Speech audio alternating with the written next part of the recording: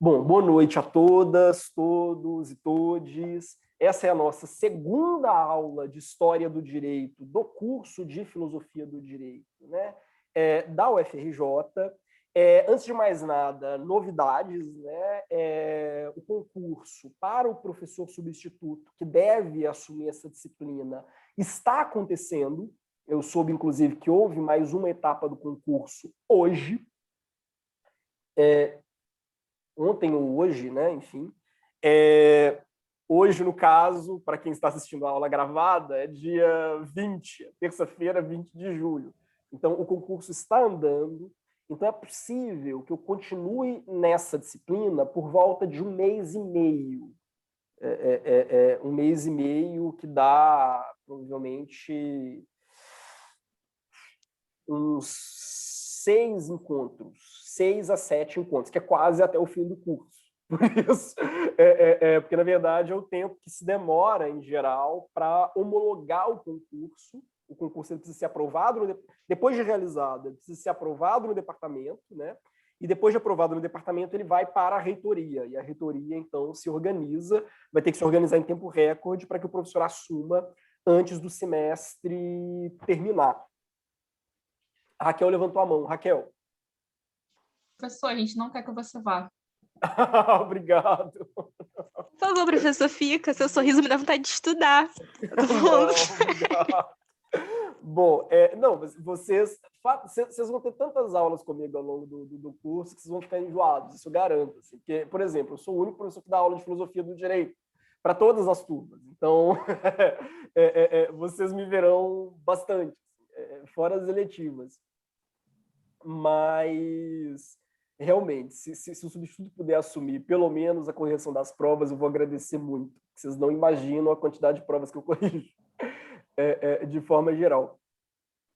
Bom, na nossa última aula, nós começamos uma discussão sobre o sentido da disciplina História do Direito. E eu achei que seria interessante, assim, mais interessante do que eu socar conteúdo novo agora, dar prosseguimento àquela discussão, inclusive, né, seguindo um pouco a ordem dos slides que eu tinha proposto, dar prosseguimento à discussão que a gente fez, a gente parou nesse slide aqui, né, para que, enfim, a gente consiga esgotar esse tema antes de começar, de fato, a falar de história antiga. Eu tinha previsto 2 aulas para a história da antiguidade. Uma aula para a história da antiguidade arcaica, com o texto do Fustel de Coulanges, e uma aula de história da antiguidade clássica, com o texto do professor Joaquim Carlos Salgado. Eu achei que pode ser mais interessante. Na próxima aula, ou seja, na terceira aula do curso, eu vou tentar fundir essas 2 discussões, ou seja, a discussão de história arcaica, de história da antiguidade arcaica, e a discussão de história da antiguidade clássica, e nessa aula de hoje a gente continuar o debate, que eu vi que ficou muito rico, né, enfim, dos pressupostos teóricos mesmo da disciplina de teoria, enfim, da disciplina de história do direito. Tranquilo. Então, eu vou, como eu tinha esboçado, né, na nossa última aula, eu vou discutir um pouco sobre história da história. A história como um campo de pesquisa e como um campo de saber, ela tem também uma história, quer dizer, a história ela se modifica, ela se transforma ao longo do tempo. Então, pode ser interessante a gente discutir um pouco a história da história, quer dizer, a história da história como uma disciplina, né? Até para pavimentar o caminho dos debates que nós vamos fazer ao longo do curso. Por que eu estou dizendo isso? Eu tenho uma preocupação grande que vocês, ao fim da disciplina, tenham em mente o seguinte: historiadores do direito de diferentes países, de diferentes regiões, de diferentes épocas, de diferentes backgrounds, vão ter olhares diferentes sobre a história.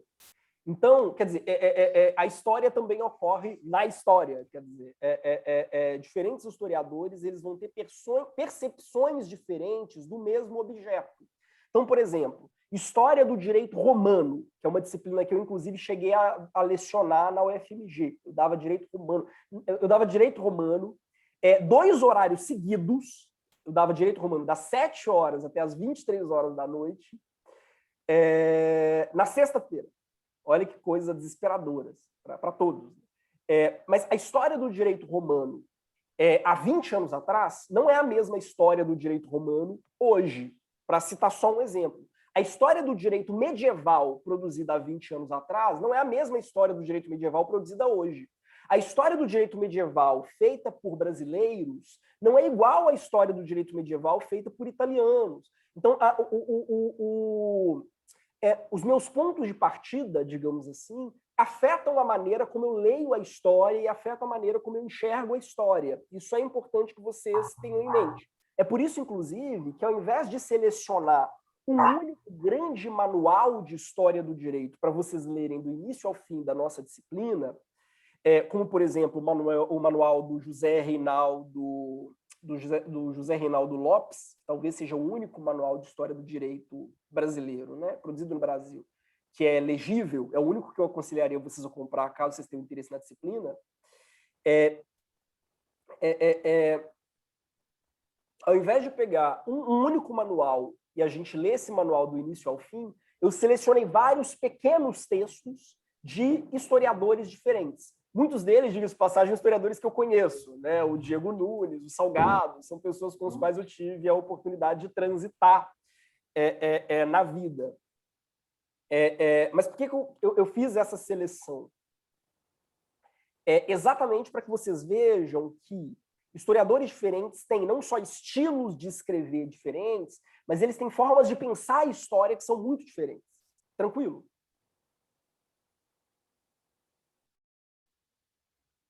Beleza daqui? Tranquilo, prof. Sim, professor. Bom, então eu vou muito rapidamente, assim, muito en passant, né, como a gente diz, eu vou muito rapidamente fazer algumas discussões sobre isso, sobre a história da história. Pode parecer um negócio muito distante, muito abstrato, mas vocês vão entender onde eu quero chegar.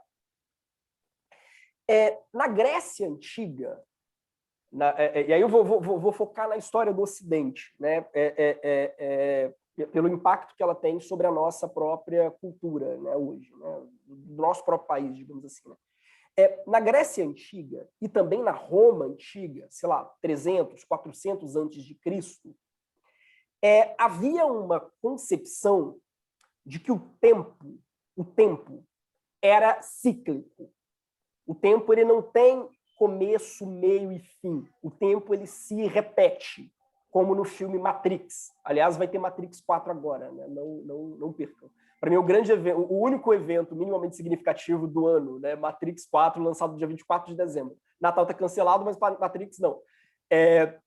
Bom, para os antigos, né, o tempo ele é cíclico. Então, as coisas elas se repetem. O grande exemplo para eles, né, de que o tempo é cíclico seria o movimento dos planetas e o movimento das estrelas no céu.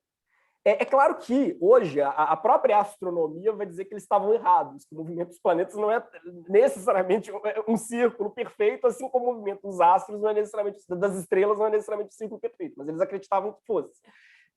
Então, a ideia para eles é que tudo, não só o tempo, vamos dizer, nas estrelas, mas o tempo na nossa vida mesmo, na nossa vida cotidiana, o tempo ele é cíclico. As coisas nascem, se desenvolvem, morrem, e nascem de novo, se desenvolvem, morrem. O mesmo ocorre com as civilizações. Existe, vamos dizer, uma idade de ouro, depois uma idade de ferro, uma idade de ouro, uma idade de bronze, uma idade de ferro, depois de novo uma idade de ouro, uma idade de bronze, quer dizer, minto, né? Ouro, prata, bronze, ferro, ouro, prata, bronze, ferro, e assim, como é que eu vou dizer?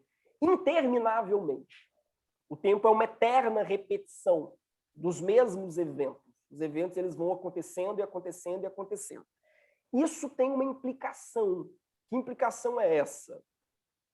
É de que, no fundo, a história como é que eu vou dizer? A história não tem grande utilidade. Porque, no fundo, as coisas que importam, elas são eternas.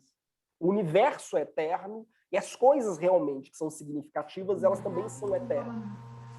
Então, a história, se a gente pega, né, aqueles que são considerados os pais da história, Heródoto e Tucídides, a história para eles é simplesmente uma compilação de fatos, uma compilação de informações. Mas não há um interesse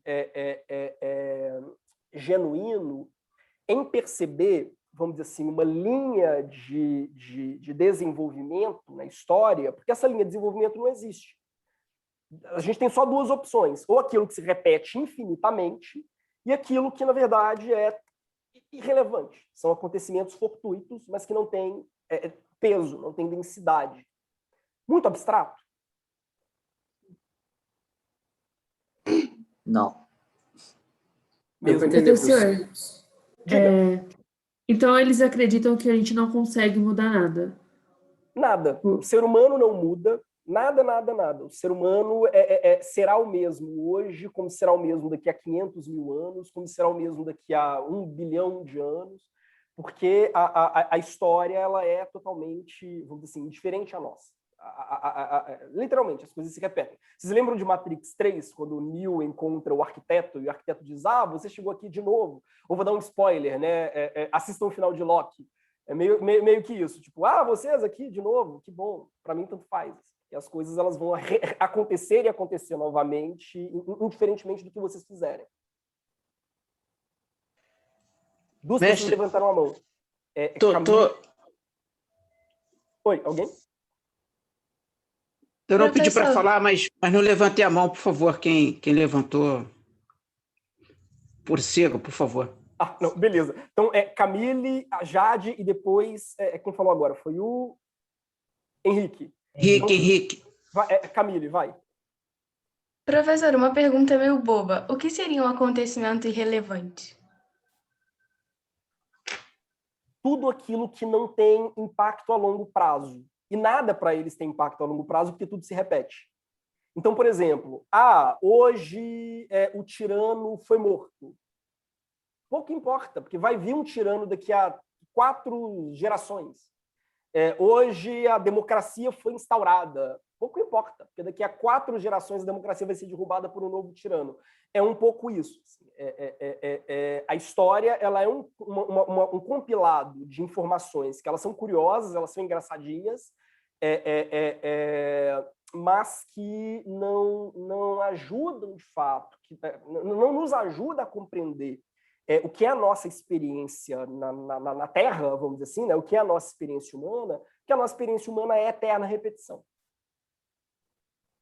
Então, os fatos do passado não vão necessariamente ter o peso que a gente acredita que vão ter para a nossa existência de agora. Porque, na verdade, é isso, é tudo cíclico. A Jade. Oi, professor, boa noite, tudo bom? Boa noite, tudo bom? Então, eu queria saber com essa situação da história ser cíclica, tem o postulado de Lavoisier que fala que nada se cria, tudo se transforma, né? Seria mais ou menos isso ou não se transforma? Ou realmente as coisas vão ser do mesmo jeito, da mesma forma, só que em momentos diferentes? Olha, nós herdamos dos gregos, herdamos é uma palavra estranha, né, para dizer aqui, mas existe uma percepção que os gregos tinham que ainda tem muito impacto, inclusive na maneira como a gente pensa a ciência. A gente tende a acreditar que o único conhecimento válido é aquele conhecimento universalizado, aquele conhecimento a partir do qual eu posso extrair leis gerais, e que todas aquelas experiências que elas não podem ser universalizadas, porque elas são absolutamente singulares, absolutamente particulares, elas não importam. Isso teve um impacto muito grande ao longo do tempo, inclusive, para a maneira como a gente pensa o que pode ser considerado conhecimento científico e o que não pode.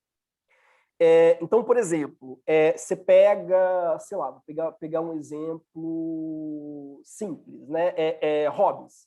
Hobbes vai falar de como uma sociedade se organiza. O que ele vai tentar fazer? Ele vai tentar observar diferentes sociedades, extrair dessas sociedades aquilo que ele considera que são as leis gerais válidas para toda e qualquer sociedade. tudo aquilo que é particularizado, aquilo que é específico da cultura inglesa, ou da cultura francesa, ou da cultura brasileira, ou da cultura alemã, ele vai dizer, isso não é cientificizável, vamos dizer assim, não é possível construir saber científico daquilo que não é universal. Aquilo que é absolutamente histórico, aquilo que não se repete, aquilo que não pode ser previsto, aquilo que não cria uma regra geral, isso não é conhecimento considerado legítimo, vamos dizer assim. Não era um conhecimento considerado... como é que eu vou dizer? Considerado relevante. Esse é que é o problema.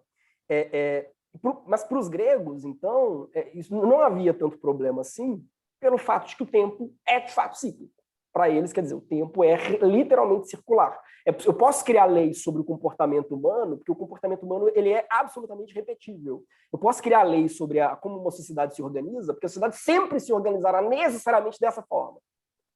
Percebe? Da perspectiva deles.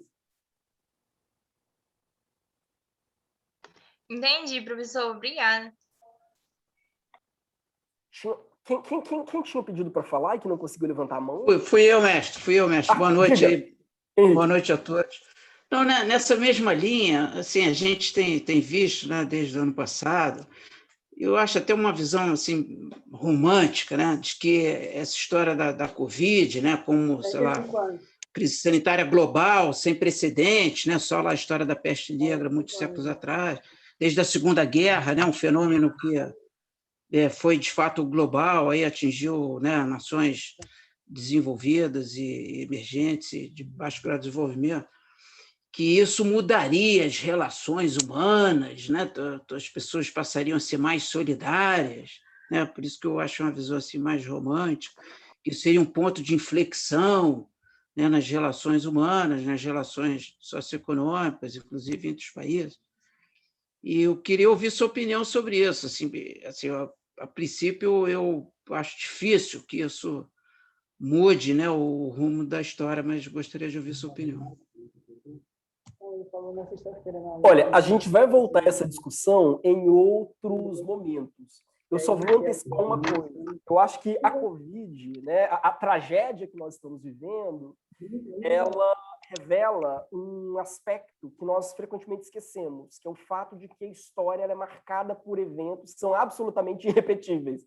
Porque até pouco tempo atrás, muitos dos meus colegas defendiam que a gente teria chegado ao fim da história. Quer dizer, nós teríamos chegado a um momento em que nenhum outro grande evento histórico aconteceria, né? Porque, na verdade, quando eu era jovem, muita gente fala, quando eu era jovem, engraçado. Quando eu era jovem, muita gente falava, nossa, como eu gostaria de viver num momento único na história, né? Deve ser mágico viver num momento de grandes transformações.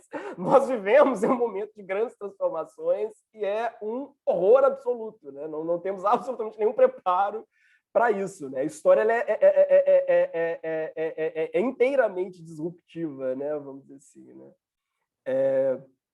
Mas, enfim, vamos falar disso mais tarde. Tá bom, mestre. Obrigado aí pela oportunidade. Valeu. Acho que o Vinícius levantou a mão. Vinícius. Opa, fala, professor. Boa noite a todo mundo. Professor, eu estava vendo lá o seu texto, quer dizer, aquele texto que você mandou, e eu vi que, enfim, o direito, as relações do rei, enfim, lá na Grécia, em Roma, tinha muito a ver com a religião, né? A lei era muito baseada na religião grega. Agora que você falou de ciclo, e eu gosto muito de darwinismo, essa história, e eu fico imaginando assim, nessa questão do ser humano já ter um comportamento meio que determinado, a gente tem mudanças históricas, sociais, só que a gente está sempre preso a uma questão biológica, enfim, alguma coisa que a gente não consegue mudar. Mas no caso dos gregos, enfim, ó, não estava nem perto de darwinismo lá.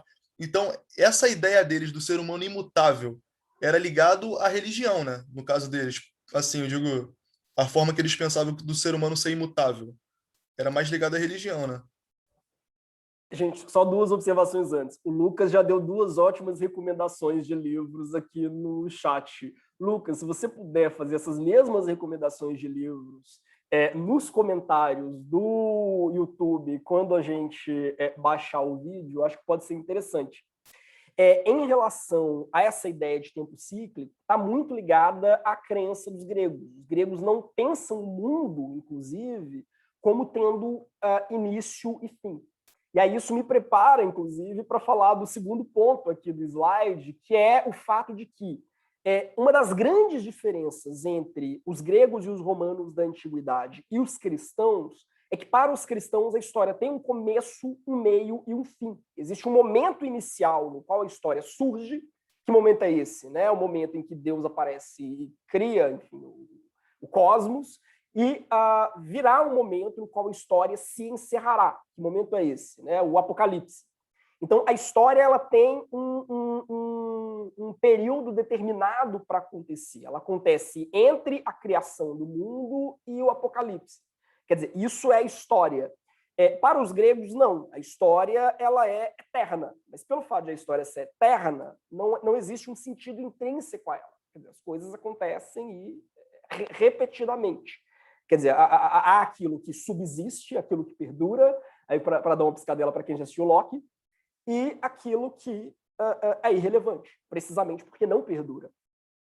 Vocês percebem? Para os cristãos, não. Tudo que acontece entre a criação e o fim do mundo é único.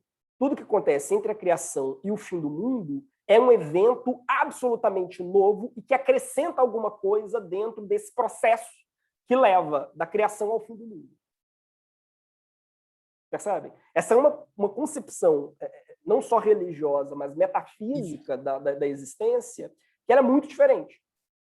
É perfeitamente possível, vamos dizer assim, dividir os povos da antiguidade entre aqueles povos que acreditam que o tempo é eterno, ele não tem começo e não tem fim, o que implica dizer, inclusive, que os próprios deuses, vamos dizer assim, né, estão presos a esse mundo circular, e aqueles que acreditam que o tempo ele tem começo e ele tem fim. Mas se o tempo tem um começo e ele tem um fim, então todo evento que acontece na história é absolutamente único.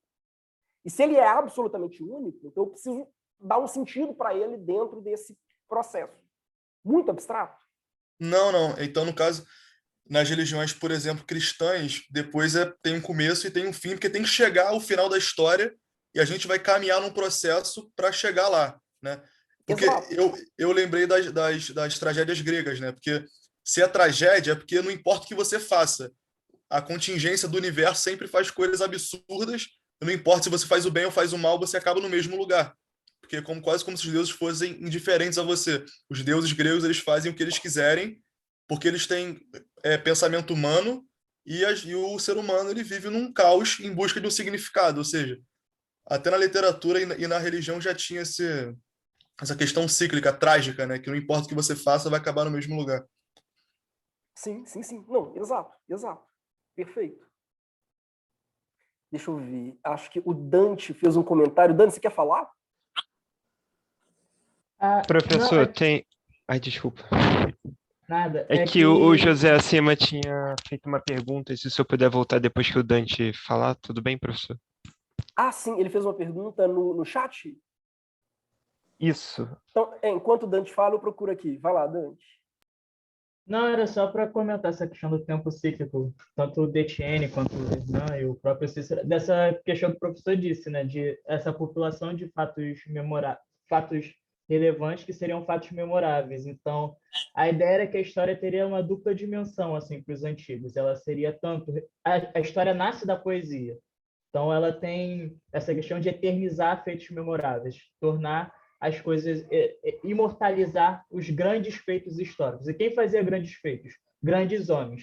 Então, Tucídides, Heródoto, Cícero e assim por diante estão preocupados em eternizar esses feitos memoráveis para que ele tenha esse caráter pedagógico de servir de exemplo. Porque como o tempo é cíclico, o homem vai se encontrar nessa mesma situação no futuro e vai poder olhar para o passado e se inspirar nos feitos desses grandes homens. E aí tem outra questão que o próprio Cícero fala. Como a história nasce da poesia, ela não abre mão, ela não rompe com a questão da oratória. Então, ela necessariamente ela tem que causar deleite quando for contada. Então, a história ela tem que pressionar. Ela vai perpetuar esses feitos a partir da memória, sendo inspirada ou não pelas musas, porque ela vai causar deleite ao leitor ou quem for ouvir. Ela rompe com a poesia no sentido de trazer uma dimensão factual. mas ela não rompe com essa questão de ter, de ainda flertar com o imaginário, com o mito, de alguma coisa assim do tipo. O mito some, mas até certo ponto só, não completamente. Sim, fantástico, perfeito. Não, o José pergunta o seguinte, sobre essa visão cíclica, a relação com aquela ideia do lar como centro da vida, em especial para os romanos, no sentido de a história se repetir por meio das ações dos homens que seguem os princípios sagrados, sucessão e manutenção da estrutura familiar, por isso, então haveria esses tais fatos irrelevantes dentro dessa compilação, li sobre no texto que o senhor passou para a aula de hoje, pergunta do José. E a Camila também perguntou, isso o tempo ser cíclico vai inspirar as teorias do Parmênides e Heráclito de mobilismo ou nada a ver?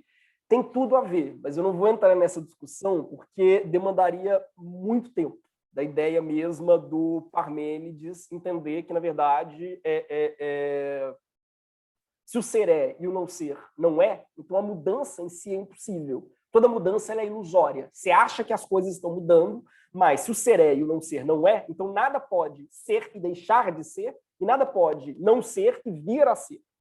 Sendo assim, tudo aquilo que é para sempre, e aquilo que não é para sempre. Então, da perspectiva do Parmênides, né, está provada a ideia de que tudo é eterno, e absolutamente nada muda. É claro que isso vai gerar um problema filosófico grande para vários autores, inclusive para Platão. Mas eu não vou entrar nisso. E em relação à questão do José, sim, a gente vai voltar a essa ideia de tempo cíclico na próxima aula para falar um pouco mais do direito na antiguidade. Mas há, inclusive, uma percepção, vamos dizer assim, de que existe um equilíbrio absolutamente rígido, digamos assim, em todo o cosmos. E que, no fundo, o que me cabe é continuar cumprindo com a minha função dentro do cosmos para não romper esse equilíbrio. Porque o crime, como um ato que rompe o equilíbrio, né, que rompe essas leis eternas e imutáveis que regem o mundo, o crime ele é não só um atentado, vamos dizer assim, contra as leis da comunidade, mas é um atentado contra as leis naturais e que podem levar o próprio mundo à minha volta a se desintegrar. Quer dizer, eu rompo esse equilíbrio perfeito, que é o equilíbrio do ciclo das estações, é o equilíbrio dos ciclos da Lua, é o equilíbrio da marcha do Sol no horizonte, é o equilíbrio do ciclo da vida, é um pouco Rei Leão, né? Simba, o ciclo da vida. Se eu rompo esse ciclo, a ideia de ciclo, né, volta, né? Se eu rompo esse ciclo, eu cometo um crime, eu cometo um erro, né? Uma hamartia. A hamartia ela é fundamentalmente um atentado contra a ordem mesmo da natureza, que é uma ordem circular. Então, por exemplo, por que é crime que uma pessoa aristocrata se case com um plebeu? Porque ele está rompendo realmente esse ciclo, essa estrutura natural que rege o cosmos como um todo. E a punição do crime não é simplesmente uma punição que visa dar um exemplo para a comunidade, isso é irrelevante. O objetivo de punir um crime é justamente restaurar esse equilíbrio cósmico, e esse ciclo da natureza, esse ciclo da vida, ou essa ordem, né, que impera. A Jade levantou a mão de novo. Jade.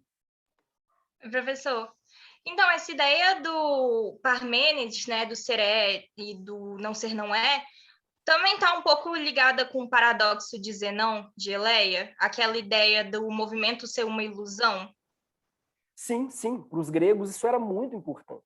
Era inclusive, enfatizar que só tem consistência aquilo que fica. Aquilo que muda é absolutamente fenomênico, vamos dizer assim, é só aparente. Sim. Percebe? Por isso, então, quer dizer, a história, no fundo, não é uma história de mudanças, é uma história de permanências. Para os cristãos, não. Existe um processo de transformação do mundo como um todo que vai da criação até o apocalipse. Esse processo ele é real, assim, há uma dimensão concreta nisso. Calma aí, alguém perguntou aqui, deixa eu ver. O Diego perguntou, o historiador Mário Schmitt, em seu livro A Nova História Crítica do Brasil, cita o fato dos conservadores e reacionários usarem a temática da história cíclica que se repete como justificativa da ordem mantida e desencorajamento de mobilizações populares por mudança. Esse argumento pode, de fato, ser usado por conservadores com esse objetivo. Quando a gente começar a debater, de fato, o direito natural, vocês verão que é um argumento que ainda é fartamente utilizado. Quer dizer, ainda é fartamente utilizado dentro dessa ideia, né, de que estamos todos presos ao ciclo da vida, digamos assim, né? E tudo aquilo que parece uma mudança realmente disruptiva, realmente absoluta em relação à história, ela é puramente ilusória. A história ela segue sendo sempre a mesma coisa. Mas a gente vai voltar a isso também. Laís. Oi, boa noite. Professor, você está falando de tempo cíclico e tal, da Grécia, e aí eu fiquei pensando sobre a questão da política.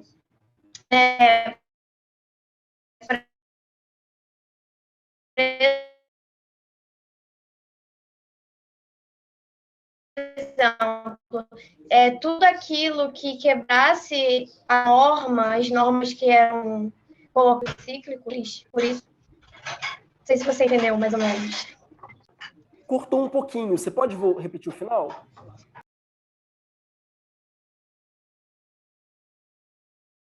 Oscilou. Não sei se foi só para mim.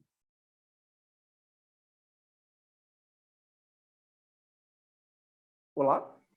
Acho que foi a internet, professor. Também oscilou. Eu acho que ela caiu, né? Aqui eu não escutei nada. Travou quando ela abriu a câmera. Começou a travar. Meu Deus. Vamos ver. Laís, você está entre nós? Olá, consegue se comunicar?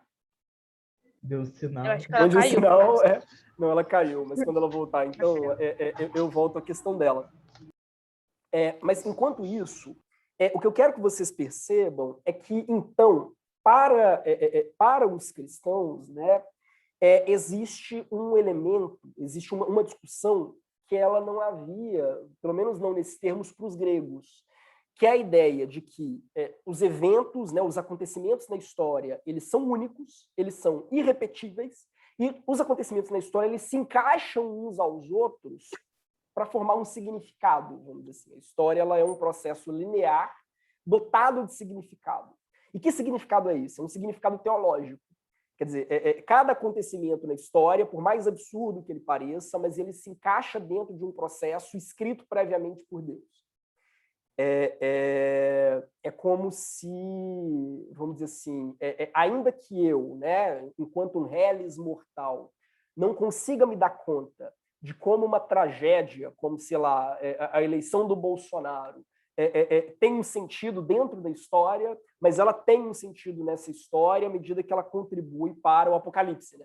Não, na medida em que ela contribui dentro dessa história global, quer dizer, faz parte dos planos de Deus, dentro de uma narrativa maior. Então, a história ela pode ser explicada como uma grande narrativa, vamos dizer assim, uma grande narrativa global, desde as suas origens até o seu fim, escrita, vamos dizer assim, por um único autor. A história não é caótica e os eventos não são aleatórios. Todo evento, mesmo aquele que pareça mais irrelevante, sei lá, hoje acordei com dor de barriga, mesmo os eventos absolutamente mais irrelevantes, eles têm uma dimensão, eles têm um papel dentro dessa grande história da salvação, que ela dentro dessa grande história, que ela é orientada por um significado, que é um significado teológico. Tranquilo até aqui? Tranquilo, professor. Talvez o grande exemplo, né, que vai trabalhar esse tema na Idade Média, no século XII, seja um franciscano chamado Joaquim de Fiore. Eu até coloquei aqui uma imagem do Joaquim de Fiore, porque o Joaquim de Fiore acreditava que a história humana ela pode ser dividida em 3 grandes ciclos. Né? Primeiro teve a Era do Pai, que vai, enfim, do início dos tempos até Jesus. Depois a Era do Filho, que iria de Jesus até o século XII.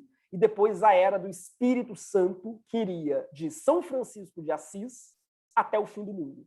Então, para ele, esse seria o significado teológico por trás da história, e todos os eventos da história poderiam ser lidos dentro dessa chave, quer dizer, dentro dessas três grandes eras.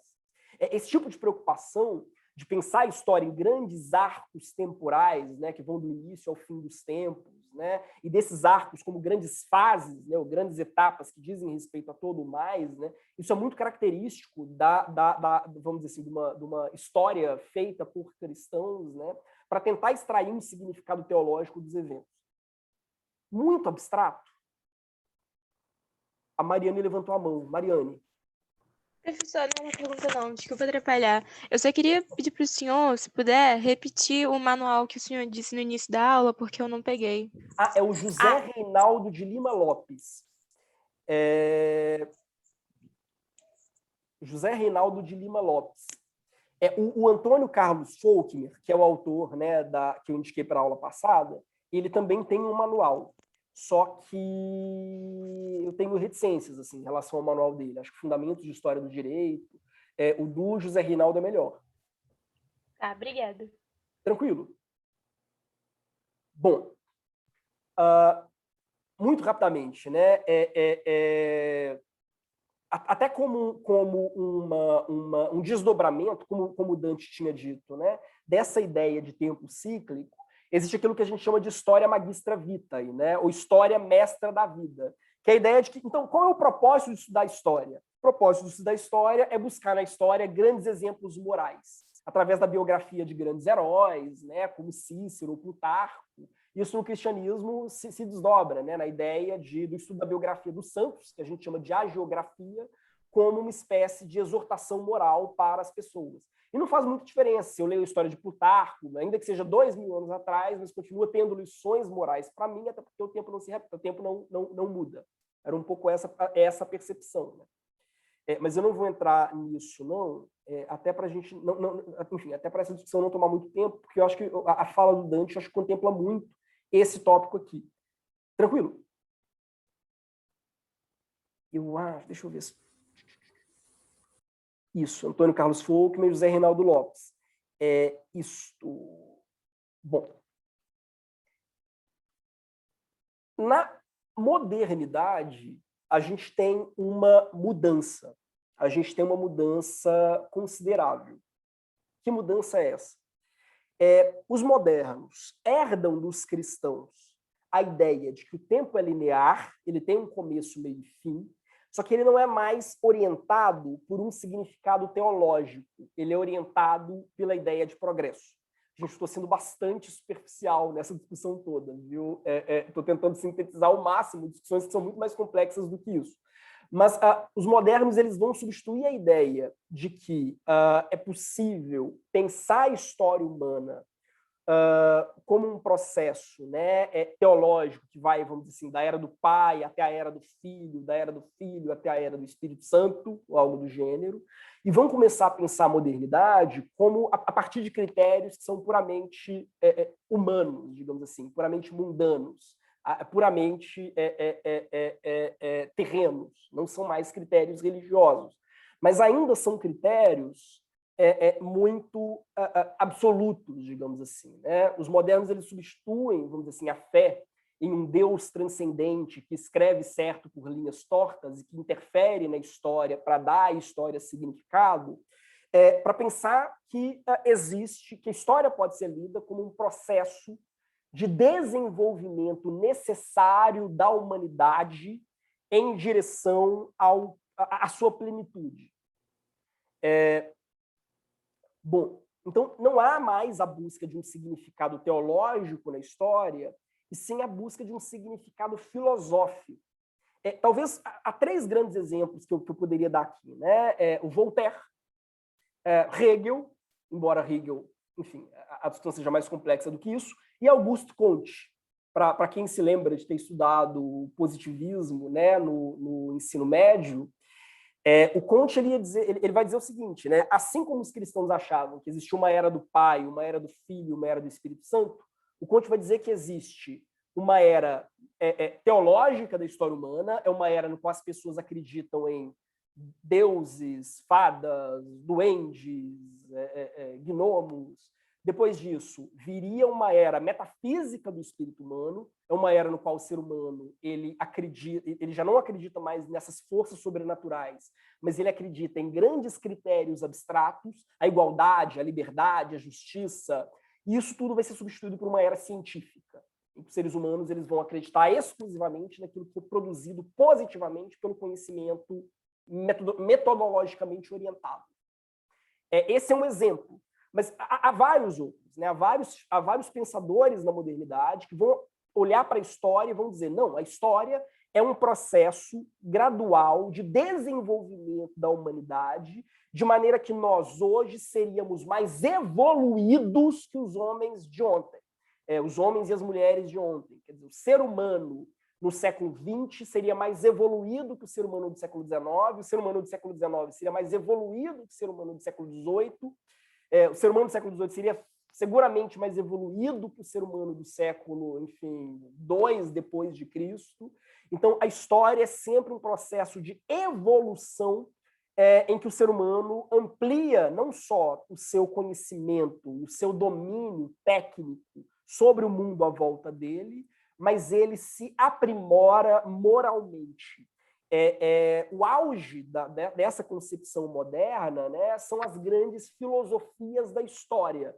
Toda grande filosofia da história, ela segue essa noção de que o tempo é linear, ele tem um começo, meio e fim, mas substitui a ideia, né, de que esse começo, meio e fim ele é organizado por um princípio religioso e passa a acreditar que ele é organizado em torno da ideia de progresso. É o que me permite dizer que existe um povo desenvolvido, existe um povo subdesenvolvido, existe um povo em desenvolvimento. Por que eu diria isso? Eu parto do pressuposto de que existe uma marcha inevitável da humanidade em direção ao progresso, e eu posso, inclusive, medir qual é o nível, vamos dizer assim, de progresso de uma determinada comunidade em relação às demais dentro dessa marcha. Muito abstrato? Professor, diga. Isso se reflete naquilo que o professor Espanha diz sobre as abordagens apologéticas do direito. Então, o direito ele existe desde sempre, vem evoluindo, vem continuando com o tempo, e chega um momento em que, por exemplo, a gente argumenta de forma errada que se antes a gente matava, agora a gente prende nas cadeias, como se isso fosse uma abordagem que justificasse o próprio direito, né? Sim, perfeito. Aliás, eu vou dar um outro exemplo que, para mim, é muito sintomático e de como essa ideia de que a história é um processo evolutivo em direção ao progresso, ela ainda impregna a visão que nós temos. Quando vocês estudarem teoria da Constituição, história constitucional, vocês verão isso com muita frequência. Muitos dos meus colegas acreditam piamente que, desde a Revolução Francesa para cá, nós vivemos sempre um processo gradual de desenvolvimento e expansão dos direitos fundamentais. Então, logo em seguida, né, a Revolução Francesa, nós teríamos a Era da Liberdade, que seria um primeiro momento no qual os direitos de liberdade, né, são fundamentalmente, né, os direitos civis e políticos, direito de ir e vir, direito à liberdade de expressão, direito à liberdade de manifestação, direito à liberdade de culto, à liberdade de imprensa, e também os direitos de participação política, o direito de votar e ser votado, fundamentalmente, né? A Era da Liberdade seria a era desses direitos. Todos esses direitos eles seriam conquistados. Depois que esses direitos eles se consolidam, nós teríamos uma nova era, quer dizer, seria a Era da Liberdade, perdão, a Era da Igualdade, seria a Era dos direitos sociais, são centradas, né, em três grandes lemas, né? Trabalho, educação e saúde. Então, seria a era do pleno emprego, a era, né, do debate em relação a direitos trabalhistas, licença maternidade, aposentadoria, seguro-saúde, e também, né, serviço, assistência e saúde universal. Desculpa. Seria a era da igualdade.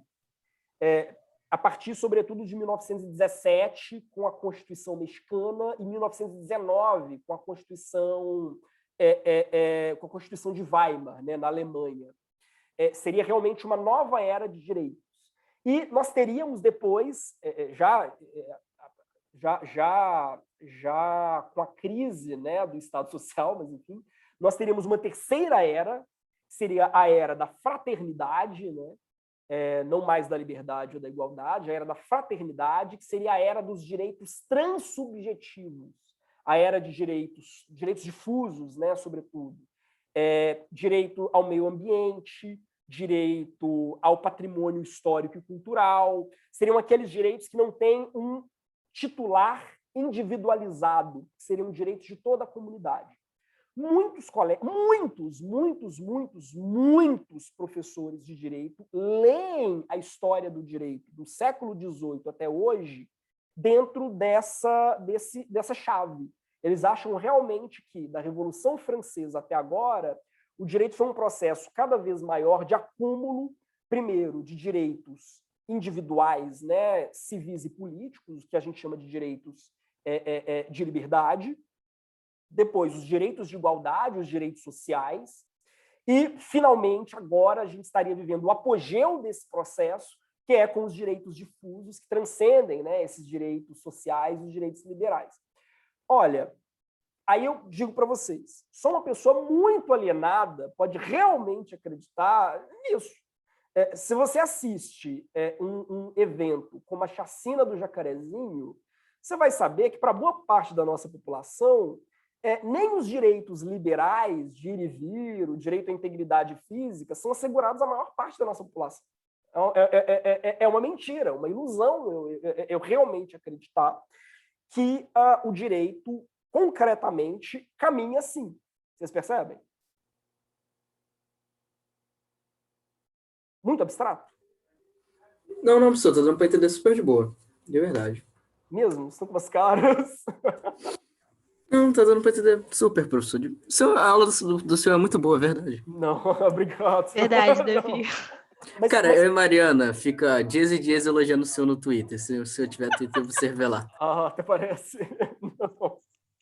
Mas, assim, por que eu acho que é importante vocês guardarem isso? Aliás, se vocês pegam a história do Brasil, vocês vão ver que, por exemplo, o Brasil tem pelo menos um elemento que já desvirtua essa análise, que é o fato de que aqui no Brasil, os governos que trouxeram, né, os chamados direitos sociais, direito à seguridade social, direito à carteira de trabalho, direito à licença maternidade, em geral foram ditaduras.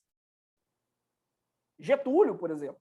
Então, uma ilusão é eu dizer que existe um processo de evolução que leva dos direitos de liberdade, os direitos civis e políticos, aos direitos sociais. Porque aqui no Brasil a gente sempre viveu num contexto tão bizarro no qual o preço que se pagou para ter direitos sociais foi a supressão de direitos civis e políticos. Estou dando esse exemplo só para vocês verem como essa ideia de que a história ela é sempre um progresso linear, ela é muito presente no direito, e ela é uma ideia muito problemática, para dizer o mínimo. Eu vou voltar a isso, mas se vocês olham, muitos colegas meus têm uma crença absoluta de que, independentemente de quais são os interesses concretos por trás do que está em jogo, quando os legisladores criam uma norma, ou quando os juízes decidem uma determinada decisão, uma determinada sentença, e por aí vai, independentemente de quais são os interesses deles, a história sempre caminhará para o melhor. Então, tudo bem, eu posso até não saber por que aquela legislação votada pelo Tiririca e pelo Alexandre Frota ela é um avanço na história, mas ela será um avanço na história. É um pouco isso. Quer dizer, é a ideia de que existe... É uma fé tão grande na razão que é a ideia de que a história nunca vai caminhar para trás. A história sempre vai caminhar para frente, sempre vai caminhar em direção ao melhor. Mas a gente está no governo do Bolsonaro editando medida provisória. Não importa. As medidas provisórias de Bolsonaro serão medidas provisórias que vão levar a humanidade, ou irão levar a comunidade brasileira a um patamar mais evoluído do que ela estava há 10 anos atrás ou há 15 anos atrás. Essa é uma leitura que, se vocês observarem atentamente boa parte dos manuais de direito, é uma leitura que está ali nas entrelinhas, e é uma leitura muito ruim, na verdade. Ela está muito impregnada com essas filosofias do progresso, que são elas próprias muito influenciadas por conceitos que, na verdade, são conceitos religiosos. A ideia de que a mão de Deus sempre interfere na história, ainda que a gente não saiba disso. Quer dizer, Deus escreve certo por linhas tortas e usa de qualquer evento para dar significado à história. Então, tudo que acontece dentro de um grande propósito final, que é um propósito que leva a história sempre em direção ao melhor. Pode parecer loucura, mas boa parte dos nossos juristas trabalham assim. A Mariane pediu para falar, o Vinícius e a Lara também. Mariane. Então, professor, é que o senhor vem citando ao longo da sua explicação, falando que essa era moderna caminha em direção ao progresso. Mas aí esse progresso pode ser lido mais como um progresso na sociedade capitalista, né? Não seria um progresso, seria uma evolução do capitalismo. Porque, por exemplo, em sociedades que não levam à risca, né? Se a gente puder dizer assim, o capitalismo, elas não são vistas como progressistas ou como primeiro mundo. Então, quando o senhor disse isso do progresso, eu interpretei mais nessa linha, mais nessa leitura. Não era bem uma pergunta, era só... Sim, mas para muitos desses autores, as sociedades que não são capitalistas, elas seriam pré-capitalistas. Elas não são capitalistas ainda, mas o progresso delas fatalmente as levará ao capitalismo e a essas benesses de desenvolvimento industrial. Quer dizer, o que seriam os povos que não têm os parâmetros, né, os padrões de desenvolvimento industrial, com muitas aspas, do capitalismo. Seriam sociedades pré-modernas, por conseguinte, a serem superadas com o avanço civilizatório. Essa leitura está muito impregnada ainda hoje na maneira como a gente pensa a história do direito. Vinícius. Oi, professor, eu estava vendo você falar dessa corrente e eu me lembrei de uma entrevista que o Luiz Felipe Pondé, o filósofo, estava dando no Linhas Cruzadas, não sei se você conhece, do TV Cultura, e ele tem um pensamento bem cético, também com muita base em darwinismo, e ele não acredita que a gente está indo para algum lugar, assim, no sentido de bem, quer dizer, do mal para o bem, que a gente está melhorando, pelo menos não melhorando eticamente, moralmente, a gente está evoluindo materialmente. Materialmente é um fato. Em relação ao material, eu tô aqui na minha cama, no meu computador. Não dá para comparar, sei lá, com um cara da Idade Média. Mas eticamente, moralmente, a gente não tá. Tem até uma frase dele que ele fala que a pré-história tá olhando atrás do nosso ombro o tempo inteiro, esperando a gente dar um passo em falso para a gente voltar a se matar. Né? Então, assim, se essa corrente ela imagina que a gente está evoluindo, a primeira é se ela está imaginando que a gente está evoluindo, inclusive moralmente. E outra coisa, ela está pensando, no caso, porque quando eu estou ouvindo você falar, por exemplo, de medida provisória ou de uma ação política aqui ou ali, eu imaginei o exemplo quase que de um gráfico. Se você olhar um gráfico de longo prazo, sei lá, de 50 anos, você pode ver uma subida. Mas quanto mais você vai entrando, sei lá, de um mês, você vê que tem certas variantes. De um dia tem muito mais variantes o tempo inteiro. Mas no total, você vê que o gráfico sobe. Quando você expande, você vê de longe. Então a visão deles é essa, que tipo, em longo prazo, olhando quase que uma macro história, a gente está evoluindo. E se tem depois dessa uma outra corrente, não sei a palavra, historiológica, mais cética, no caso, que acho que a gente não está indo para lugar nenhum, que inclusive acho que volta um pouco para a Grécia, né? Mais ou menos. Não sei se deu para entender. Sim, primeiro, dentro da história, esse tipo de leitura aqui, ela já é bastante combatida. Se a gente para pensar, a imensa maioria dos historiadores propriamente ditos hoje não compram essa leitura aqui. Muito pelo contrário. Pelo menos desde a escola dos análises, né, da qual o Antônio Carlos Faulkner fala no texto dele, pelo menos desde a escola dos análises, essa leitura aqui ela é vista com bastante descrença, digamos assim. Embora, se a gente, como eu disse, né, por que eu acho que é interessante dar um destaque a ela nessa aula? Porque dentro do direito, como eu disse, né, não a história do direito geralmente não é feita por historiadores. Dentro do direito, essa perspectiva ainda é muito forte. Ela ainda impregna a maneira como nós vemos o direito, precisamente porque a maioria dos juristas não acompanha o debate historiográfico da maneira como ele é desenvolvido. Em relação à ideia de progresso, isso leva a uma questão que foi debatida, inclusive, por Rousseau. Na época de Rousseau, no século XVIII, as pessoas já discutiam isso. O progresso técnico, o progresso material, leva ao progresso moral, ou seja, o fato de que nós hoje temos mais conforto material, nós temos mais domínio sobre a natureza à nossa volta, nos torna pessoas melhores. Rousseau, ao desenvolver essa discussão, ele vai dizer que não, mas ele é um ponto fora da curva, ele é minoritário, vamos dizer assim, dentro do século XVIII. No século XVIII e no século XIX, a imensa maioria dos teóricos vão dizer que sim, eles acreditam que o desenvolvimento técnico e científico, né, a volta, desenvolvimento com muitas aspas, tá, torna os seres humanos moralmente mais desenvolvidos.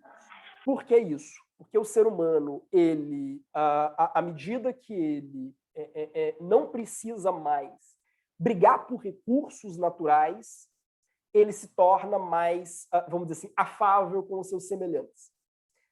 Estou sintetizando 100 anos de discussão de uma forma bem chula, viu? Mas a ideia é um pouco essa. A ideia é que os povos primitivos, novamente com muitas aspas, né, dentro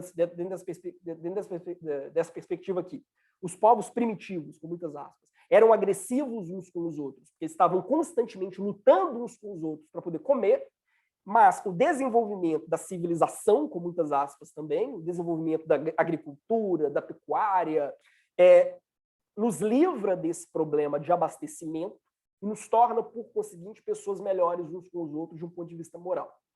Essa é uma das explicações que se dá. Então, é claro que o próprio desenvolvimento técnico, para usar novamente aspas aqui, né, desenvolvimento, ele é relativo, né? Que há vários momentos na história em que povos que se consideravam muito evoluídos em termos de domínio da natureza à volta deles, simplesmente O professor, foi varrido da história, né?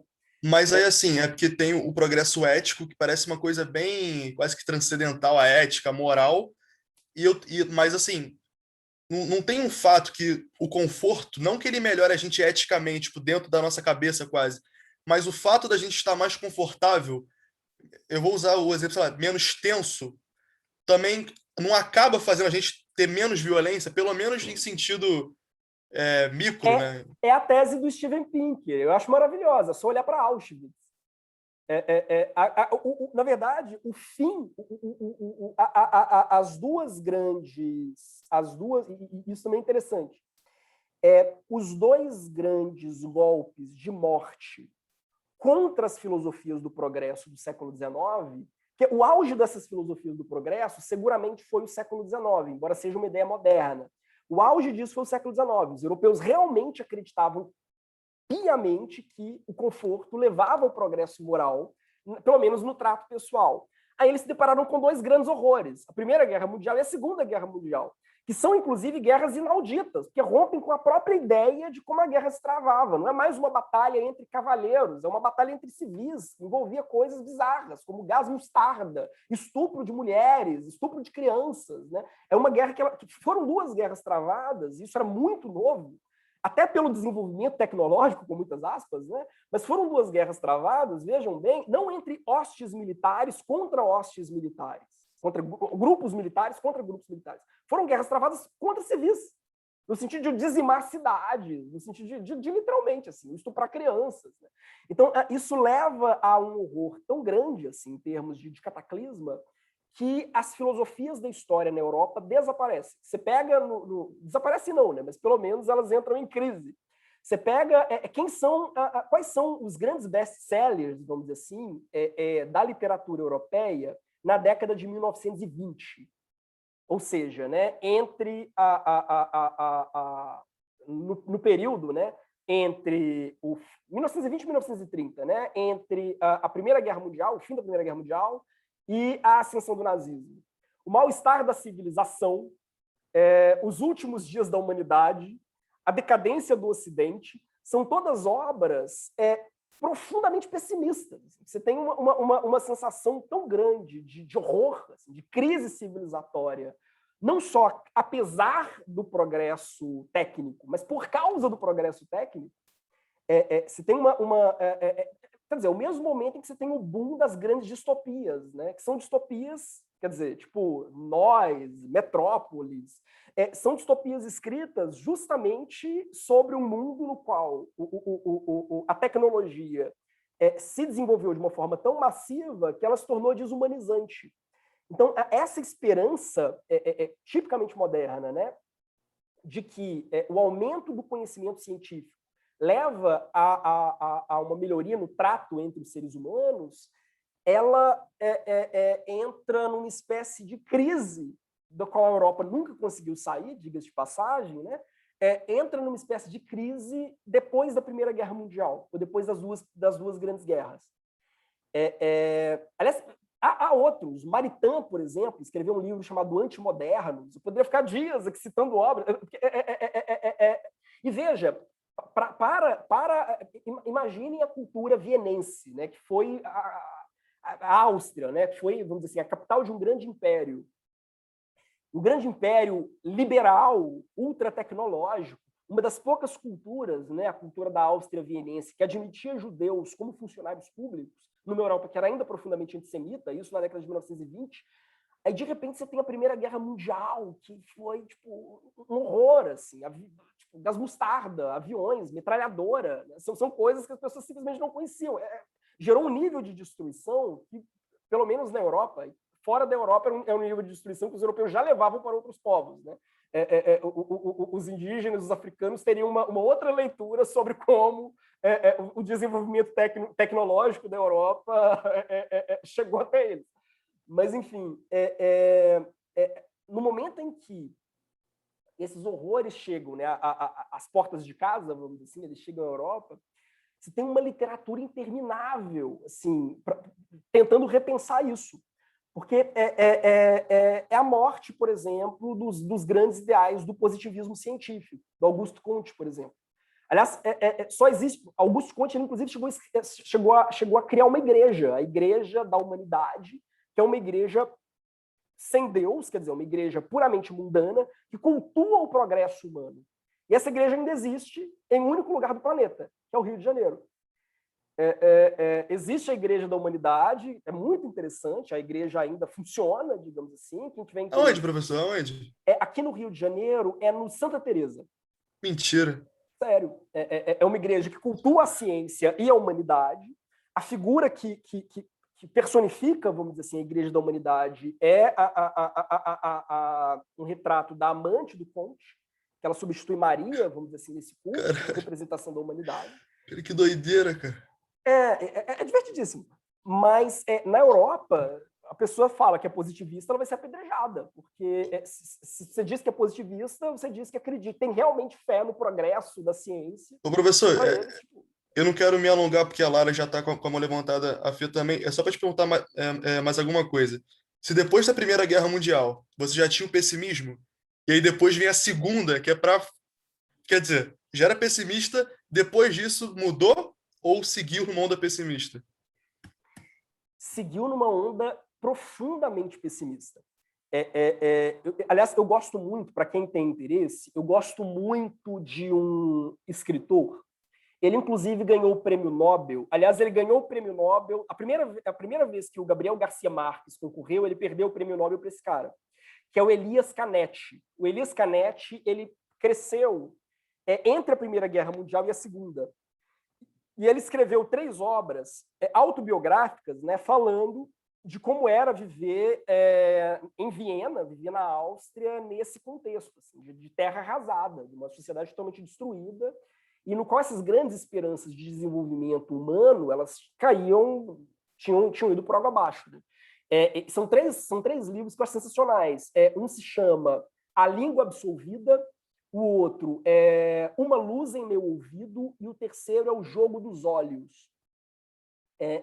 E é sensacional, porque ele vai mostrando como vai havendo um crescendo mesmo, uma percepção cada vez maior de que, olha, talvez a grande aposta que a Europa fez, que é uma grande aposta, né? A grande aposta que a Europa fez de que o desenvolvimento tecnocientífico leva ao aperfeiçoamento moral, talvez tenha sido uma aposta furada. E talvez nós estejamos agora reféns da tecnologia, digamos assim, que nós produzimos, e ela pode levar ao horror. E de fato, considerando os campos de concentração, para eles é um pouco isso. É uma literatura muito interessante, realmente muito interessante, e impacta muito, inclusive, o debate no direito. Assim. Hans Kelsen, para mim, é um produto desse momento histórico. Mas, enfim. Entendi. Lara. Então, professora, a gente poderia dizer, então, que essa visão progressista, assim, de que existem nações que são mais evoluídas que outras, elas são um tanto quanto perigosas, porque elas podem acabar justificando, por exemplo, a exploração colonial? Não, sem sombra de dúvida. Aliás, uma das grandes justificativas que os modernos davam para dizer que os índios não teriam direito ao próprio território era de que eles não detinham tecnologia que permitisse uma otimização do uso do solo.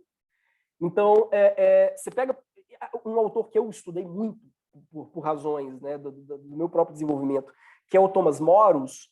O Thomas Moros, ele diz o seguinte: sou contra a colonização de qualquer povo, mas povos que não são sedentários, povos que não têm um sistema de agropecuária, como é que eu vou dizer, extensiva, né? Povos que vivem da caça e da pesca, não fazem o uso adequado do solo e, portanto, não têm direito a ele. Isso Thomas Moros. Quer dizer, então, ao mesmo tempo, ele vai dizer, né, que é contrário, vamos dizer assim, a um povo europeu invadir e colonizar um outro povo europeu, mas ele dá licença, isso já no início do século XVI, né, ele dá licença para que os europeus invadam a América, quer dizer, invadam um novo continente, ao argumento de que, na verdade, os ameríndios eles não são verdadeiros detentores do solo, porque eles não têm tecnologia para aproveitá-lo da forma como ele considera que seja devida, da forma mais avançada, com muitas aspas aqui.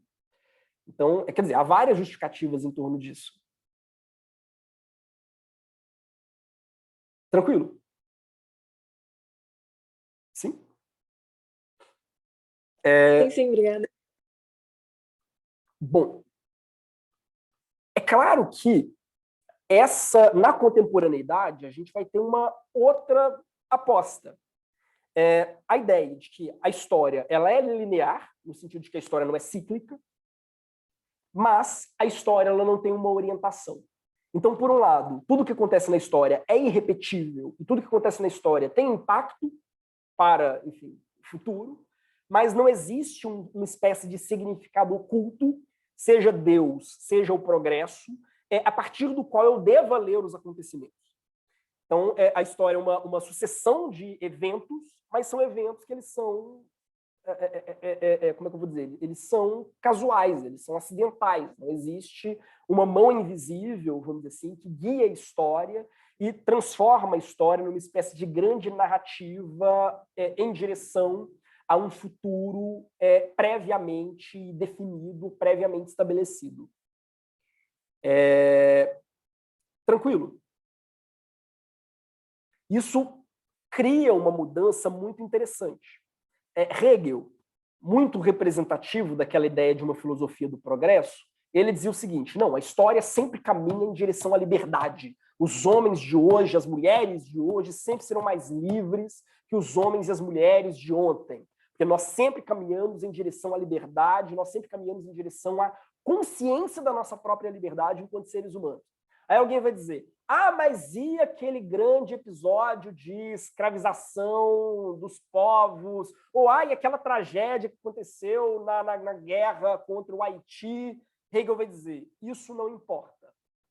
Se os fatos negam a filosofia da história, pior para os fatos. Fatos isolados não desvirtuam essa estrutura da história, que sempre será uma estrutura em direção ao progresso. Para Hegel, quer dizer, a história é sempre movida pelas astúcias da razão, né? As astúcias da razão, como o Dante disse aqui, né? Funciona basicamente como... eu estou sempre certo, o Gabriel comentou, né? Para Hegel, essa é uma frase célebre atribuída ao Hegel, né? Não, se os fatos negam a minha teoria sobre como a história funciona, pior para os fatos. A história está acima dos fatos, digamos assim. Se a gente pega, né, a história contemporânea, digamos assim, né, ou a história como uma ciência positiva e não mais como uma... O que a gente tem aqui, então? A gente teve com os cristãos uma teologia da história, a gente teve com os modernos uma filosofia da história, e com a contemporaneidade a gente tem, de fato, a criação de uma ciência da história. E uma ciência da história que tem um diferencial, que ela vai dizer, olha, não, o que a gente precisa é de uma leitura positiva, ou de uma leitura empírica, melhor dizendo, uma leitura da história a partir de uma investigação empírica, né, e que se atenha aos fatos. Ao invés de pressupor leis gerais da história antes de analisar como a história de fato se dá. Eu não posso simplesmente, trancado no meu gabinete, dizer, não, a história sempre caminha em direção à evolução humana. Aí sim, a partir disso, eu vou analisar os documentos históricos de um povo para ver como isso se encaixa dentro dessa leitura prévia que eu tenho. Isso não é fazer historiografia. O que eles vão dizer é, não, eu preciso partir, vamos dizer assim, dos documentos. Isso, inclusive, vai ser muito questionado, eu vou falar disso, né? Mas uma das premissas da ciência da história, quando ela foi fundada, era justamente pas de document, pas d'histoire, quer dizer, fora dos documentos não há história. Se não está nos documentos, não está na história. Então, ao invés de eu ficar postulando, reitero, ao invés de eu ficar postulando grandes leis de evolução da história, como se a história fosse uma narrativa única, global, né, e que ocorre independentemente dos acontecimentos, eu preciso observar empiricamente, factualmente, como as coisas se deram. Tranquilo? Tranquilo, professor. Sim? Dante, tá aí ainda? Quer me xingar? Xingar jamais, não sei por quê. Convidar o senhor para dar aula lá no IFIX também. Ah, tu parece. Eu tenho até vergonha, como eu disse, não sou historiador, então tudo que eu estou dizendo aqui é absolutamente superficial, mas é só realmente para guisa de introdução. Inclusive, isso que o professor acabou de... A história, por nascer na esteira desse cientificismo, é que ela vai tentar eleger como essa questão dos documentos da história escrita, que vai ser o documento da história, uma fonte, a única fonte possível para ela nesse século XIX em si. Se a física tem um objeto dela, a história vai ter um objeto também específico, porque ela quer se comparar às ciências naturais. Então, esse objeto específico que vai dizer a verdade sobre um período só pode ser o documento escrito e nada mais além do que isso. A gente só vai superar isso no século XX com os análises, porque a gente ficou... E até hoje, enfim, tem gente que ainda está nessa onda, mas a gente pode dizer que foi, de alguma forma, superado ao longo do XX. Porque, no fundo, o que os historiadores eles estão fazendo? Eles vão dizer, não, a história não é teologia, história não é filosofia, história é ciência. E, sendo ciência, a história não trabalha com grandes leis gerais extraídas do gabinete, extraídas da minha cabeça. Quer dizer, eu não posso simplesmente argumentar, por exemplo, que a história é sempre uma marcha em direção ao progresso. Eu preciso ler os materiais que eu tenho à minha disposição para poder extrair qualquer inferência. Então, a história precisa se prender, digamos assim, né, aos documentos e aos arquivos. Qual é o problema desse momento, vamos dizer assim, ou dessa tradição, como Dante já pontuou? É porque é uma tradição que só leva em consideração o texto escrito, e só leva em consideração os grandes documentos. Então, é uma história muito apegada aos grandes arquivos, mas, por outro lado, quer dizer, é justamente nesse momento que eu tenho a fundação de grandes arquivos. Século XIX, eu tenho um arquivo nacional aqui no Rio, que é do lado da FND, diga de passagem, né? Eu tenho a fundação dos grandes museus e uma obsessão, realmente, por pensar a história como uma ciência dos documentos, como uma ciência documental. Mas, por outro lado, né, a consciência de que a história é uma ciência empírica. A história não é simplesmente uma especulação sobre como a história deveria ser. A história ela precisa ter uma base factual, quer dizer, ela precisa ter uma base de diálogo com, enfim, com o que de fato aconteceu, digamos assim. Acho que a Lara levantou a mão, Mariane. Só Mariane. Mariane. Professor, não, é só para pedir para o senhor, se puder, se não for atrasar muito, falar um pouquinho mais sobre o Hegel, porque eu me perdi um pouco nessa parte. Assim, eu entendi a relação, mas eu não entendi muito bem o ponto de vista dele. Meu Deus, não me peça para falar mais sobre Hegel, por favor.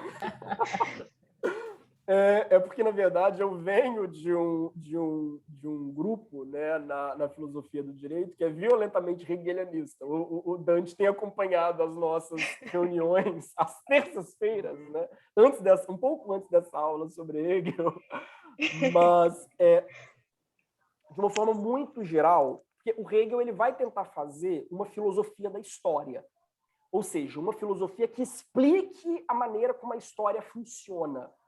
Ele vai dizer, olha, eu observando a maneira como diferentes momentos históricos se deram, eu, Hegel, cheguei a uma conclusão. A história é sempre um desenvolvimento da humanidade em direção à ideia de liberdade. A humanidade, estou simplificando muito, mas a ideia seria de que a humanidade ela caminha sempre em direção à liberdade e, na leitura do Hegel, né, essa liberdade culmina na Revolução Francesa.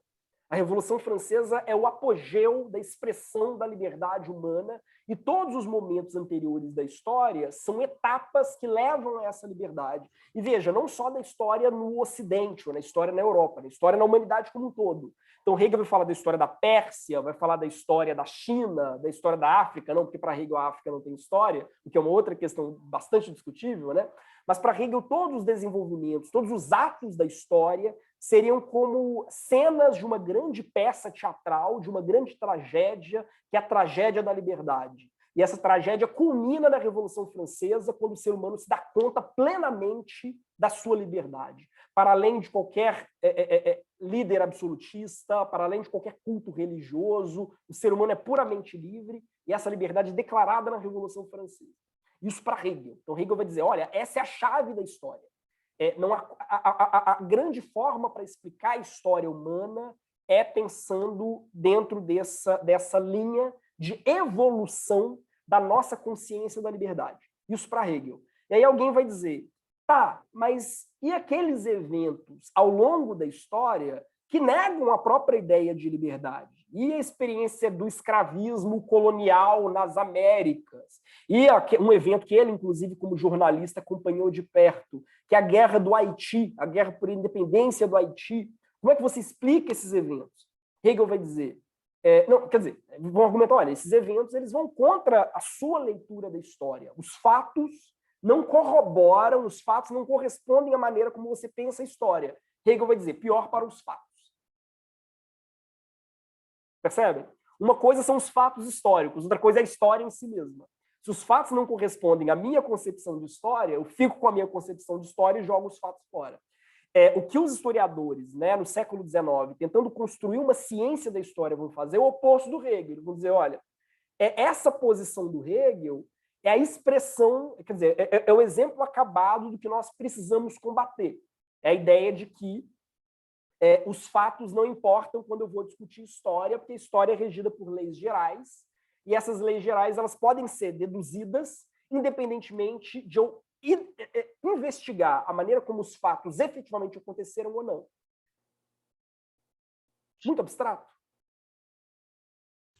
Não, professor, tá ótimo. Consegui entender. Ajudou? Obrigada. Melhor? Ajudou bastante, obrigada. Mas é um pouco isso, quer dizer, a ideia de uma ciência da história vai acontecer como uma reação contra a ideia de uma filosofia da história. Porque uma ciência da história, ela é uma ciência empírica. Uma filosofia da história, não. Ela é uma filosofia especulativa.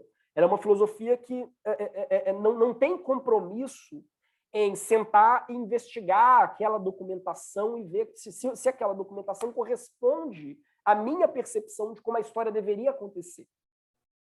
Percebem?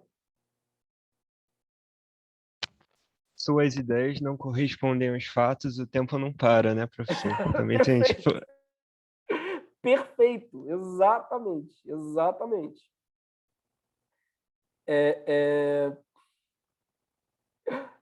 Deixa eu ver aqui nos comentários. Gente, já estou me perdendo nos comentários, mas... O Davi até comentou, né? Essa música só me lembra da música da Mangueira em 2019. Sim, exato, exato.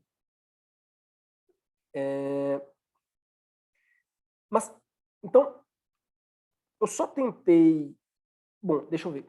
Então, eu até coloquei aqui uma imagem do Sherlock Holmes, né? Porque eu acho que isso traduz um pouco essa diferença, né? A ideia de que a história, se deseja ser uma ciência, precisa se assentar em pesquisa de indícios, mais ou menos como Sherlock Holmes mesmo, né? Pesquisa de rastros, indícios,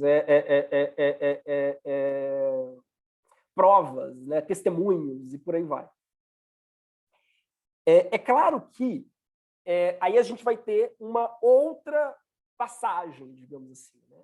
Porque, como eu disse, essa primeira história como ciência, essa ciência da história que surge contra a filosofia da história, ela ainda trabalha a partir de uma abordagem que a gente chama de uma abordagem positivista, não confundir aqui com o positivismo jurídico, é outra coisa, mas é uma abordagem que, como eu disse, é muito apegada ao texto escrito. Ela está ainda muito dependente das preconcepções, né, das ciências naturais, e ela tem como um propósito, inicialmente, justificar os estados nacionais. Então, ainda é uma história centrada em grandes acontecimentos, em grandes homens responsáveis pela formação dos povos. Então, você tem uma história que ela está ali, no fundo, para justificar ou para legitimar um determinado centro de poder político, né? A partir, vamos dizer assim, né, da reconstrução dos seus grandes nomes ou dos seus grandes heróis, né? Tiradentes, Dom Pedro I. É uma história que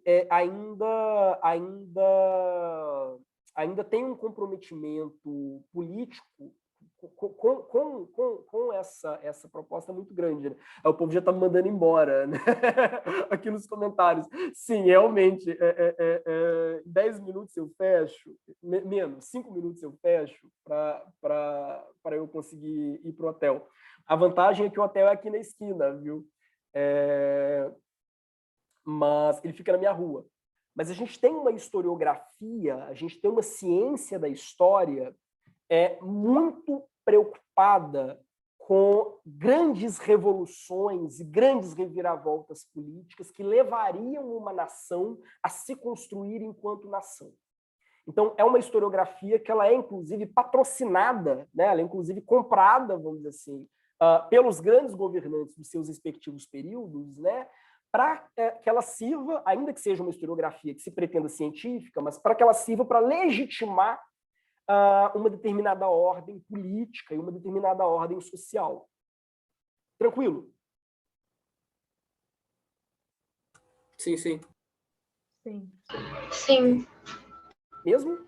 Então, quer dizer, se eu não tenho mais, né, não com tanta frequência, pelo menos, né, aqueles historiadores que acham realmente, né, que a história caminha em direção ao desenvolvimento moral da humanidade, mas eu tenho historiadores que vão buscar nos documentos históricos, né, enfim, a partir de uma leitura que a gente diria empírica, mas eles vão continuar buscando nesses documentos provas, vamos dizer assim, de como um determinado regime se desenvolveu e como esse regime é a expressão, né, vamos dizer assim, a expressão mais acabada e mais plena do desenvolvimento de um povo. Então, é uma historiografia frequentemente nacionalista, né? E é isso, como o Lucas indicou. É uma historiografia apologética, uma historiografia que vai ter grandes elogios ao desenvolvimento dos heróis nacionais, né? No Brasil, por exemplo, uma historiografia que cultua os bandeirantes como sendo aqueles que desbravaram, enfim, as rotas nacionais, forjaram a ideia de nação. Se os caras eram escravocratas, estupradores, não importa, porque, na verdade, eles criaram a nação brasileira. Então, você tem uma historiografia muito atrelada a esse tipo de empreendedores, né? Os bandeirantes como empreendedores. Então, você tem uma historiografia muito atrelada a isso. Por que eu estou dizendo isso? Né? Isso no século XIX. Talvez os grandes exemplos sejam Leopold von Ranke e o Jakob Burckhardt. Aliás, tanto o Ranke quanto o Burckhardt considerados por muitos como os pais da historiografia como ciência no século XIX. Né? E aí a gente tem, no século XX, o que a gente chama mesmo de uma historiografia crítica, que, ao mesmo tempo, não é uma teologia da história, nem uma filosofia da história, é, de fato, uma história que se pretende científica, ou seja, é uma história empírica, é uma história que não pressupõe, né, nem que o tempo é cíclico, nem que o tempo é conduzido por Deus ou conduzido pela ideia de progresso. É uma história marcada pela busca dos fatos, né, tal como eles se deram, embora isso seja um pouco complicado, né, os fatos. Mas é uma história apegada, vamos dizer assim, né, à investigação empírica, mas, por outro lado, é uma história que vai problematizar o apego que os historiadores do passado, né, do século XIX, tinham aos documentos escritos. Então, é uma história que ela volta para as narrativas orais, ela volta para as tradições, para outras mídias, né, pintura e por aí vai. É uma história que não se apega à ideia dos grandes heróis nacionais, ela até coloca em questão a centralidade da história política. Então, é uma história que ela vai trabalhar frequentemente, né, com a vida social, com os costumes, com o cotidiano, com a cultura. E é uma história que ela vai se apresentar como uma espécie de contramemória. A história como uma contramemória, uma história que ela questiona esses grandes símbolos criados, no fundo, para produzir uma sensação falsa de identidade nacional. Uma história que vai questionar, por exemplo, o excesso de literatura em torno da imagem dos bandeirantes, o excesso de literatura em torno da imagem de Tiradentes, o excesso de literatura em torno da imagem de Dom Pedro I. É uma história que ela, ao mesmo tempo, né, por trabalhar com os costumes, né, ela não vai se apegar às grandes revoluções, ao mesmo tempo, todos os grandes eventos, ou melhor, ao mesmo tempo, né, todo dia, no fundo, é disruptivo, né, todo dia é uma espécie de grande crise em relação ao dia anterior, uma grande ruptura em relação ao dia anterior. Então, não dá para dividir a história, né, entre aqueles eventos que, de fato, mudam a história e aqueles eventos que não mudam, porque, no fundo, né, o tempo muda a todo instante, né, a cultura muda a todo instante. Então, é possível pensar a história a partir de grandes arcos. Né? Eu posso falar da história do riso, da história da morte, da história da infância, e não só da história da Revolução Francesa, da história da Revolução dos Cravos, ou da história da independência. Né? Esses não são os únicos momentos históricos. Né? E as figuras que protagonizam esses momentos não são as únicas que fazem história. Todos nós fazemos história, porque todos nós estamos inseridos na história. Talvez, quer dizer, o grande momento também, né, que marca essa virada na historiografia seja o surgimento da Escola dos Análises. Né? E a gente tem aqui 3 nomes de eras diferentes, vamos dizer assim, dentro da Escola dos Análises, que são o Marc Bloch, o Fernand Braudel e o Jacques Le Goff, que eu acho que exemplificam bastante essa discussão. Tranquilo? Tranquilo. Professor, o hotel vai fechar, professor. O hotel vai fechar, professor. Sim.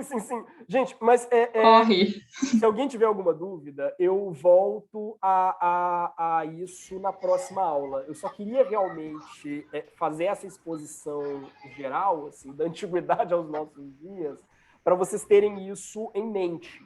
Então, guardem isso. A gente pode ter, então, uma concepção original, vamos dizer assim, do que é a história. Ela é baseada na ideia de que o tempo é linear, ou melhor, de que o tempo é cíclico, e se o tempo é cíclico e se repete sempre, então a história ela não tem um significado por trás. Se tem uma ideia de que a história ela é linear, ela tem um começo, meio e fim, e que o significado dela é religioso, é um significado teológico. Se tem uma ideia de que a história é linear, novamente, ela tem começo, meio e fim, mas o significado dela é filosófico, em direção à ideia do progresso. Se tem uma história que rompe com essa ideia de um sentido intrínseco à história, mas é uma história comprometida com as grandes casas reais, os grandes centros de poder, os grandes governos, né, que é uma história positivista no século XIX, e hoje a gente tem uma história que se autoproclamada, né, uma história crítica, que vai problematizar essa ideia, questionando, né, o próprio mito, né, de grandes heróis, de grandes acontecimentos, de grandes revoluções, e resgatando, inclusive, o fato de que a história ocorre a todo tempo. Quer dizer, o cotidiano também tem história. É muito abstrato. Ótimo, prof. Bom, é isso. Não, prof. Prometo que a próxima aula será mais emocionante, porque realmente eu tive que condensar muita informação em pouco tempo, e agora deixa eu correr para não ficar, não ter que dormir na rua, né? Na rua não ter que dormir sem banho, essa que é a tragédia. Bom, até já, gente. Obrigado. Tchau, professor. Obrigada Valeu. pela aula. Boa Eu noite. agradeço. Tchau. Tchau, professor. Obrigada. Tchau, prof. Tchau, gente. Tchauzinho. Tchau, professor. Obrigada. Beijo. Obrigado, Tchau, professor. Boa noite. Tchau, valeu. Boa noite. Boa noite. Obrigado.